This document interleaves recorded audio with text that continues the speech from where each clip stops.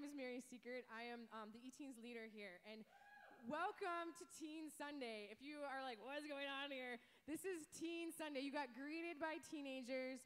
You got led in worship by teenagers. Yeah, right? Amazing.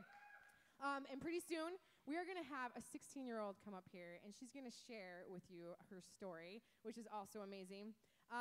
We're going to have a theatrical production is what I'm calling it, because we're going to be super sophisticated today. It's a theatrical production. It's 16 minutes long, and I do want to throw out a disclaimer. It's really intense. It's like Lord of the Ring-ish intense.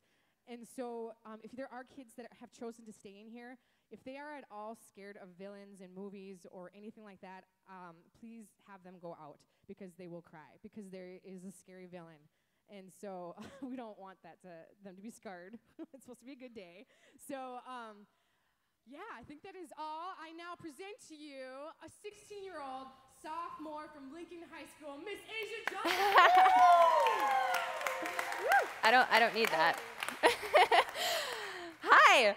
So like Mary said, my name is Asia Johnson. I am 16. I go to Lincoln High School.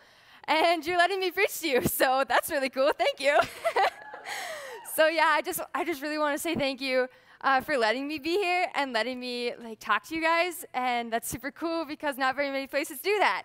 And thanks for letting a whole bunch of teenagers take over Sunday and greet you and worship and take your posts, which you love, and I love that you love that because it's so fun to see everybody just working together.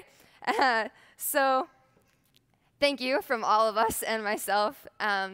A little bit about myself is that I grew up in Grand Rapids. I moved here a couple of years ago from Grand Rapids with my parents, and I have a bunch of siblings, but they're all way older than me, and they live pretty far away from me, most of them, and they all have their own families, so I get the best of both worlds. I get to be an only child, and I get to have a bunch of siblings and be spoiled by them a little bit. It's really fun. So I'm going to be talking about forgiveness and temptation and holding burdens, because everybody loves the feeling of having a burden, and everybody loves temptation, and everybody loves forgiving people. Yes, it's super fun. So my story is that I've been tempted before, like everybody else, and it affected a lot of my relationships with people I love, my friends and my family. One in particular was my dad. We were super close. We had this great relationship. I told him everything. He was my best friend. I loved hanging out with him. And he knew everything about me and my school life, my school drama. It was really fun. But I ended up wanting to go on this date with this super cool guy, and I wasn't supposed to date until I was 16, and I was 15 at the time. So you guys can assume how this is going to go. Because it's your typical teenage story. I went on the date, and I ended up having to lie to my dad a bunch, and the lies kept on getting bigger and bigger, and eventually it was becoming me. Like, I was pretending to be somebody else. Like, I had this mask on, and I was pretending to be somebody else. The lies had made a new me, and I ended up having to push my dad away, and I pushed a lot of my friends away because I was kind of ashamed of what I was doing, and I didn't want them to find out. And in the end, it didn't just affect my earthly relationship. It's also affected my relationship with God, because I didn't want him to find out because, yeah, that makes sense, because he's God, and he already knows everything, so that was dumb on my part. So I ended up not wanting to feel the guilt and shame that came with doing all of the things that I wanted to do instead of what he wanted me to do. So I didn't want to read my Bible, so I didn't. I didn't want to pray, so I didn't, because I didn't want to feel any of the things that I knew I'd feel, because I knew that I was doing things that God didn't want me to do. And I knew he didn't want me to go behind my dad's back, but I didn't care at the time because I didn't care. So there's a reason why in the Bible it says, obey your parents. It helps. They are actually wise people. They do know what they're talking about. Eventually, I realized I didn't want to be the person that everybody was saying that I was, because I realized, yeah, you're kind of changing. Your morals are changing. Like, I wouldn't have done that before. The way I was speaking was changing. The way I was talking was changing. That's the same thing. The way I was thinking was changing. I just didn't like the person that I was becoming. So I ended up having to go to my dad. I was like, I'm really sorry. I screwed up. And I asked him to forgive me, and I told him everything that happened. And the crazy thing was that he forgave me right away. I was like, why aren't you mad at me? I didn't understand why he wasn't getting mad at me. And he told me that he loved me instead. And he told me that he knew that I would use this in the future to make better choices, that I'd learn from it. It's like, this is kind of surreal. Like, what are you doing? Why aren't you getting mad at me and raising your voice? My dad doesn't do that, but I kind of expected him to do it because, I mean, I was going behind his back. I was lying to him. It's what made sense to me. And like me, we've all been tempted. We've all fallen for it, and we've all needed to be forgiven. And like my dad did for me, God forgives us as soon as we ask for it, which is kind of crazy because he forgives us as soon as we ask for it. Like, that's insane. He doesn't hold grudges. He will keep on loving you, and he wants to make sure that you know that he loves you no matter what you do. Like the song said, he will come after you because even if you're the one of the 99, he'll leave the 99. They're already saved. But he wants you because he is a selfish God, and he wants you, which is crazy. And he does it because he loves us. He does it because he loves us so much that he created us in his image. We're created in the image of God, the one who created everything, which is crazy to think about too. And he loves us so much that he had his son die on the cross for us. And he would have done it even if we were the only ones on earth. Think about that for a little bit. Even if everybody else didn't exist, you were still screwing up, he'd still die on the cross for you. It's amazing. And but the problem is that we usually can't forgive ourselves. Like me, I couldn't understand why my dad could forgive me right away, because I didn't feel like I was worth forgiving. I felt kind of worthless, and I couldn't understand. It wasn't clicking in my head. And he forgives us as soon as we ask. We're just carrying around this burden that we don't need to be carrying because it's already been lifted off of our shoulders. We're walking around carrying something we don't need to carry. It's like carrying a brick around for no reason. It's kind of stupid. So on that note, I'm going to tell you that he does forgive you. You just have to forgive yourself because he wants that relationship with you. And I'm going to end with this verse, 1 John 1:9. But if we confess our sins to him, he is faithful and just to forgive us our sins and to cleanse us from all wickedness. He loves you that much that he'll clear your slate. You can start new. Thanks.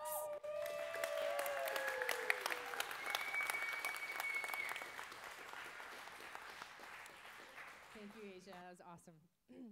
She's a little bit like me. She likes to use the word crazy and awesome. Did you guys notice that? But this is not an unusual story, right? Where we make stupid decisions, we mess up. This isn't unusual. This is a very common thing. And time again, we have teenagers that come up and they're just frustrated. And they're like, why? Why do I keep on messing up? I don't want to do this. I don't want to do this anymore.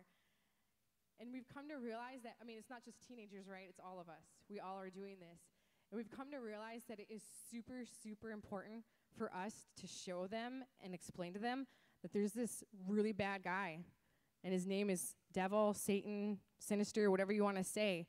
But he absolutely hates Jesus. And he absolutely hates us. And he's going to do everything he can to tear us down. And he's going to do everything he can to tempt us to sin, to tempt us to put on this mask, like Asia said, where we make a choice to make a bad choice, and then we put on this mask, and we're walking around with this sin, we're walking around with this shame, and we feel awful, and we hate it. And the more that we're walking around with that, the more we don't even know who Jesus is, and we don't even know who God is. And that's what the devil wants. That's what this sinister guy wants. And as we're explaining this to the kids, they're like, 3-year-olds or whatever, and they say, why? Why? Why? Why? They just keep on asking us why. And we're like, I got to explain this to you somehow. And again, one of the best ways we can explain something is through what you're going to watch now with the teenagers. It's a story about how it all started with Satan, how he wasn't always Satan. Like, he wasn't always this, he was actually with God. And then he fell because of jealousy. And because of that, he's trying to get everyone else to turn against God. And so we're going to show this to you. And I just pray that your eyes are open. When I saw this for the very first time a couple of years ago, it was my friend from Florida that created this. My whole mindset changed about how I saw myself making choices, how I saw what Jesus did for me. Everything changed. And so I just pray that you're just open. Again, it's like a Lord of the Ringish style. So be prepared and be ready and just have your heart ready. Thank you. There was a time when there was only one king. He was the ruler of all things, and his name was Majesty. He had always been, and he would always be. It was he who formed the heavens and the earth. His hands raised mountains from the deep. His arms spread wide, and the stars were flung wheeling across the sky. His voice was thunder, his gaze, fire. And all creation looked upon his majesty and worshipped. He created beings who were like him in beauty, and to the most magnificent he gave the name Glorious. Glorious was conceived with the splendor of the dawn, but he was not the king. He was the ruler of nothing, worshipped by no one. And in his heart he secretly desired the power of his maker. His heart was poisoned by jealousy until he plotted rebellion.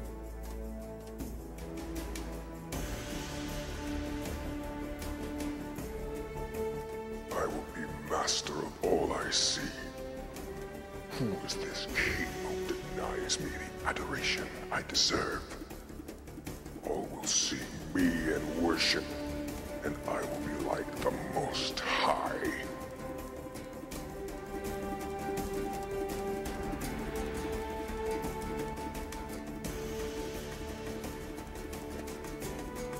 Who are you that you would take my throne? Have I not made you the most glorious of all my creations? Yet you are not satisfied. You will have a new name and a new face. Now I call you Sinister, and your face will tell the tale of your rebellion. You will be cursed forever, forced to hide your beauty beneath this mask of shame, unable to recognize goodness. Its curse is death.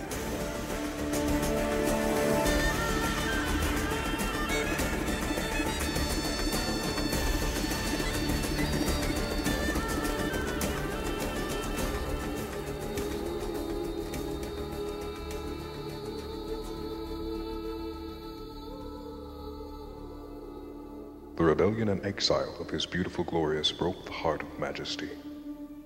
He desired a relationship like the one he had once known. Majesty searched his own heart for the power to create once again. From the ground he raised new beings with an unsurpassed beauty and simplicity. He formed them with his hands and breathed his own life into them.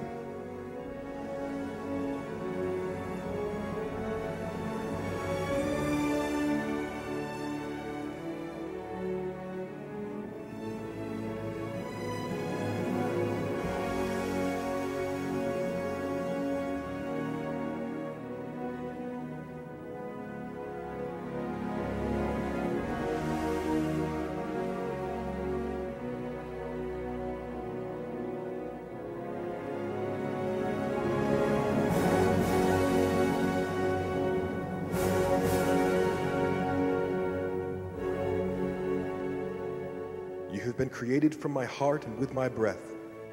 You are the princes and princesses of my kingdom, all equal in your splendor.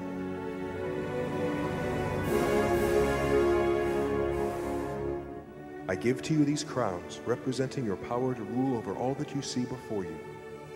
But beware the evil one, Sinister.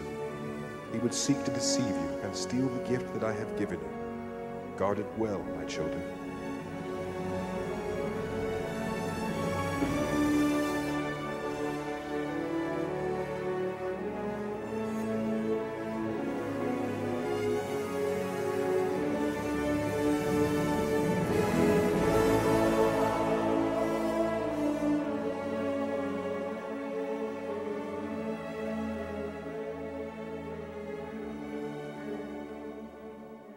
Night fell, and Sinister stole in with the darkness. He saw the crowns of the king's children, and he desired them. Who are you? I am just a humble servant of majesty like you. Do not be afraid of the face. My heart is good, and I have something special for you. A rare treasure, a mask of unusual power. Look at you. You're all the same. The masks will make you unique, special. I want to be special. How can I have one? Something so valuable cannot come without a price. But what do you have to offer me? Apparently, not much. I will trade it for your crown. No, the crowns are precious. If they are so precious, why then does everyone have one? It's just a pretty trinket, really. He's right. Here's my crown. Give me my mask. I want it. One by one, the curse took hold of the king's children. They tried to take it off, but the mask could not be removed. It began to awaken things they had never known. Jealousy, fear, anger, greed, depraved pleasures, and worst of all, death. They forgot who they were, consumed by the curse. And as the goodness drained from them, Sinister laughed. Majesty was gone. He was king now.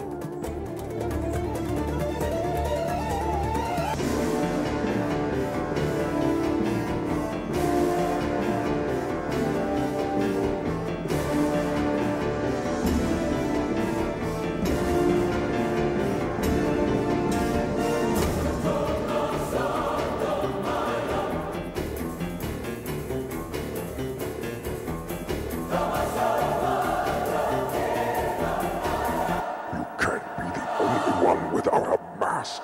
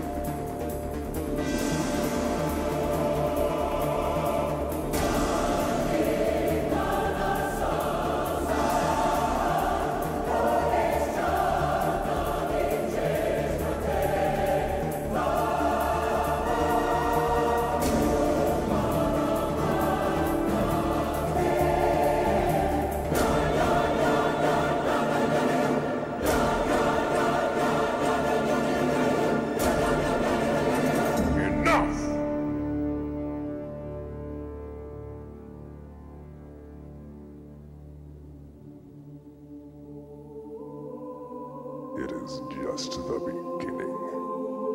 Look at us now, Majesty. Are we not beautiful? The wearers of the mask belong to me now. Now the curse is death, O King. Then death it will be. For all.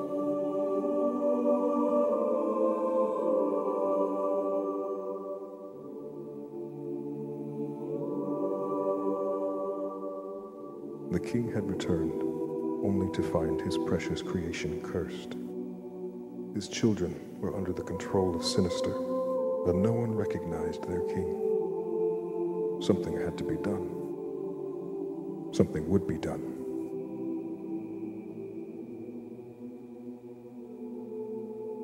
Wait. Take me instead. I will make myself like them. I will wear the mask. I will take the curse.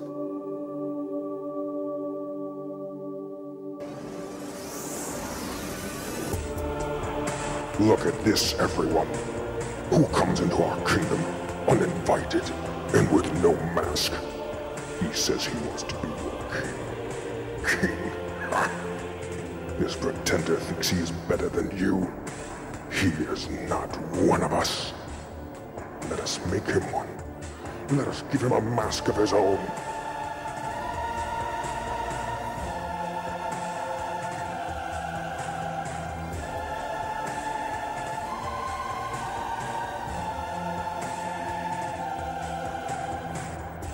With that, Sinister produced a mask that held the curse of all the masks combined. He gave it to the king's precious creation, who had now turned against him.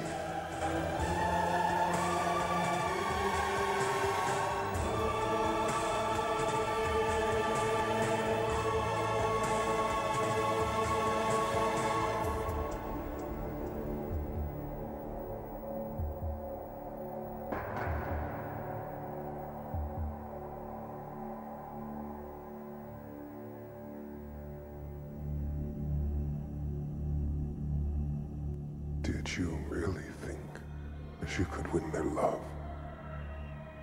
I will rule your children, and all their children, and I will be glorious once more. The king who never tasted pain tastes it now. The one who did not know death knows it now.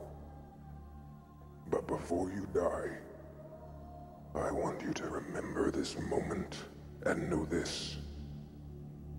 It was not I who did this to you. It was them. What do you say to them now? What words do you speak to the ones who betrayed you, who gave away your gift, and left you to die?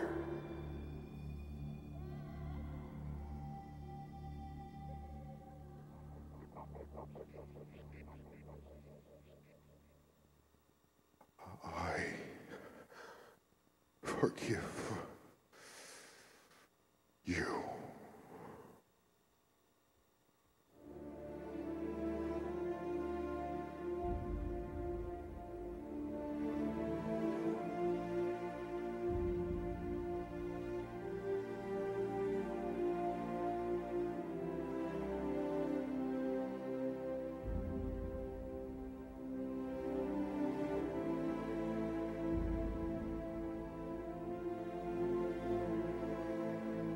The king's final words had broken through to the hearts of his children, and they beheld him for who he was. Sorrow filled the air, and Sinister reveled in his victory. But he did not know the power of majesty, a power deeper than the mask, stronger than death, the power of forgiveness.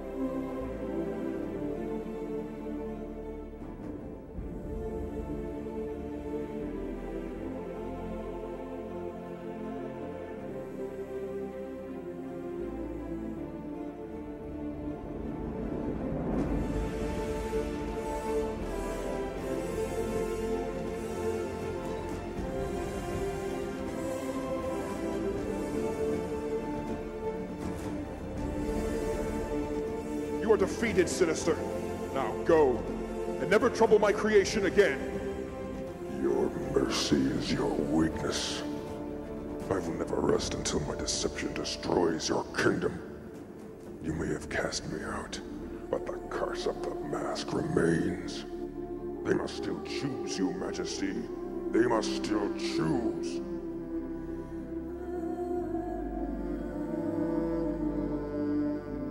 The children of the king could now be free. They could see him again and choose to serve him again. Majesty had felt the pain of his beloved and conquered the curse of the mask, and now he began to call to them. But would they choose him? Would they make the only choice that could set them free?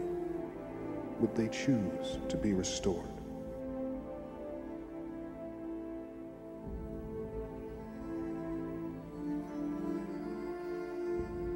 Majesty, you saved me. You saved us all. I saw you dying. I saw you in pain. And then I heard you forgive me for what I had done. Majesty, I choose to serve you. I choose you.